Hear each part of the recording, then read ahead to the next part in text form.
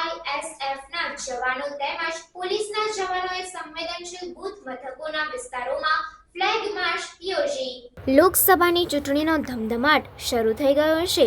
તારીખો પણ જાહેર થઈ ચૂકી છે। દેશમાં એપ્રિલ, મે અને જૂન મહિનાઓમાં સામાન્ય ચૂંટણીઓ યોજાવાની છે, ત્યારે દાહોદ 19 લોકસભા વિસ્તારમાં પણ 7મી મેના રોજ ત્રીજા તબક્કાના મતદાનમાં મતદાન થવાનું છે। ત્યારે જિલ્લાભરમાં સેનાના જવાનોની ટુકડીઓ મોકલવામાં આવશે। બોર્ડર ઉપર પણ સેનાના જવાનો તૈનાત રહેશે।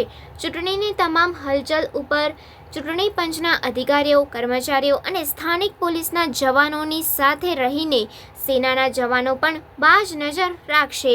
આ વચ્ચે દાહોદ જિલ્લામાં પણ સેનાના જવાનોની બટાલિયન મોકલવાનું શરૂ કરી દેવામાં આવ્યું છે। દાહોદમાં સીઆઈએસએફના 90 જવાનોની કંપની મોકલવામાં આવી છે।